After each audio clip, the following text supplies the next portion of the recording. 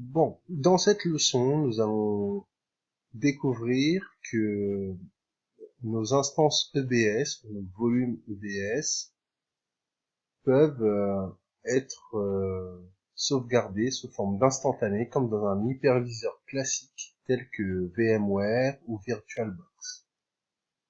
Donc, les sauvegardes, donc nos snapshots, nos instantanés de nos volumes EBS sont incrémentaux. Donc seules les données modifiées, seuls les blocs modifiés sont sauvegardés. La sauvegarde d'un volume utilise les entrées et sorties de votre disque. Donc il est recommandé de ne pas sauvegarder pendant des pics de trafic. Donc surtout dans des moments de calme plat, dirais-je. Les instantanés sont sauvegardés sur S3, mais ne seront pas visibles directement dans S3. Il faut faire très attention parce que tout stockage dans S3 est payant, donc si vous avez des instantanés, sachez que vous payez pour les stocker.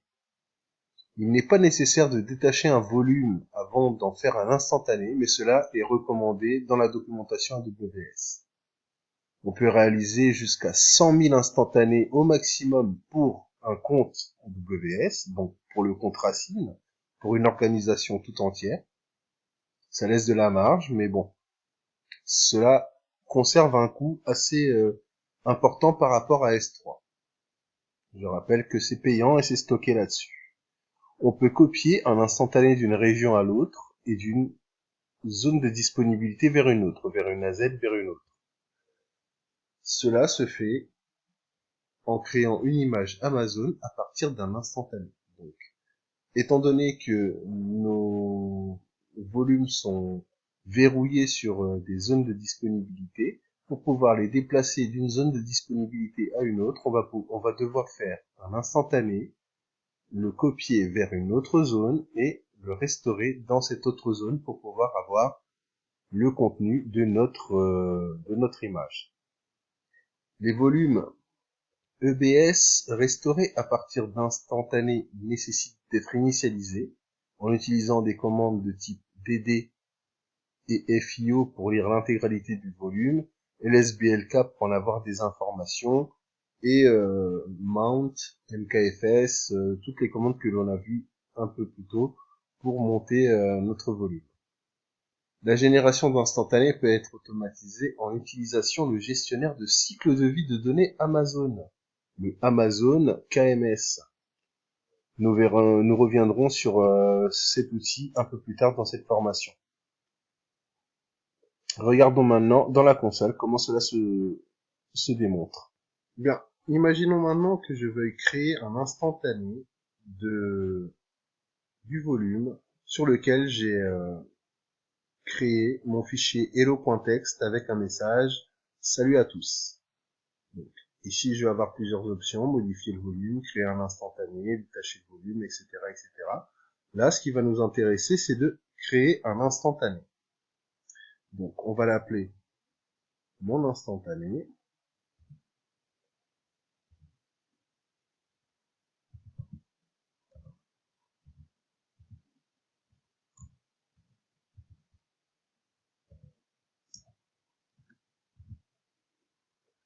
Ça craint de taper dans le noir. Mon instantané. On peut le chiffrer. On peut ajouter des balises. On va pas le faire pour l'instant. Donc, de toute façon, on va pas créer le volume. Alors, on a l'ID du volume, la description, il n'est pas chiffré, snapshot, snapshot, échec, masquer les détails, message d'erreur de l'API, volume non instantané, invalide, caractère 7 beyond ASCII, not supported. Alors, il ne faut pas mettre de majuscules. J'imagine que ça doit être ça, l'erreur. Donc, on crée notre instantané. Donc là, c'est réglé. On ferme. On va pouvoir aller vérifier si on a bien un instantané. Donc effectivement, on en a un. J'aurais peut-être dû mettre une balise. C'est pas grave. Donc du coup, on clique dessus. On a des informations relatives à notre instantané. Et ce qui va être intéressant, c'est qu'on va pouvoir avoir plusieurs actions sur notre instantané, on va pouvoir le supprimer, créer un volume à partir de notre instantané, donc il y aura le message salut à tous dans le /data.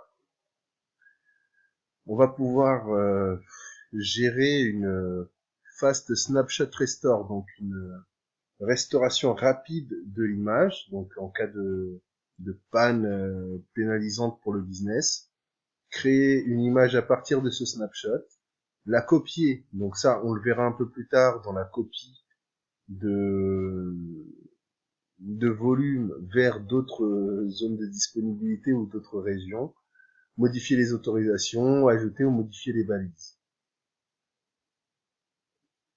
Ce qu'il peut être intéressant de faire avec les instantanés, éventuellement, c'est de jeter un œil au gestionnaire de cycle de vie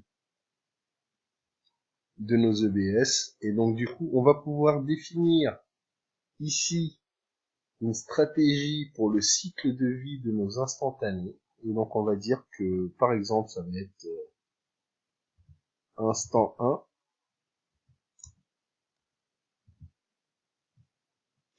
Et donc instant 1 va sélectionner le type de ressource à sauvegarder finalement, donc ça va être un volume.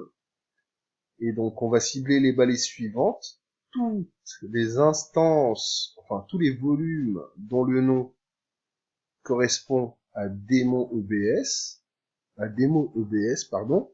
Donc le nom de notre volume supplémentaire. Et donc on va pouvoir définir un comportement par rapport à chacune des instances qui seront issues de démo EBS. Alors comment ça va fonctionner? On va pouvoir définir une planification. On va garder le nom par défaut avec une fréquence. Donc ça peut être quotidien, hebdomadaire, mensuel, annuel. On va dire par exemple hebdomadaire, le dimanche, à un moment effectivement où on n'a pas beaucoup d'activité, le dimanche généralement on n'a pas beaucoup d'activité. On va pouvoir définir le type de conservation, soit en nombre, soit en âge, donc au niveau de l'année ou au niveau du nombre de jours. Donc là par exemple si je mets 7, je vais avoir la garantie que j'aurai un snapshot, donc un instantané réalisé de manière hebdomadaire tous les dimanches à 9 heures du matin, et j'aurai une conservation de 7 images, donc 7 instantanés, donc 7 sauvegardes finalement sur 7 jours de mon volume.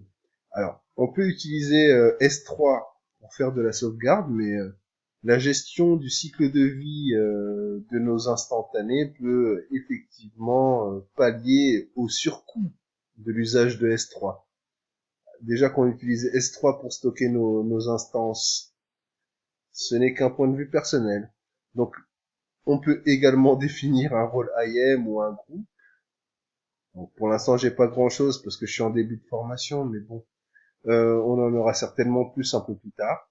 Mais clairement, ça peut être un très bon moyen de gérer la sauvegarde et la pérennité de nos informations dans Amazon Web Services. Et je pense que ça va être tout pour ce module.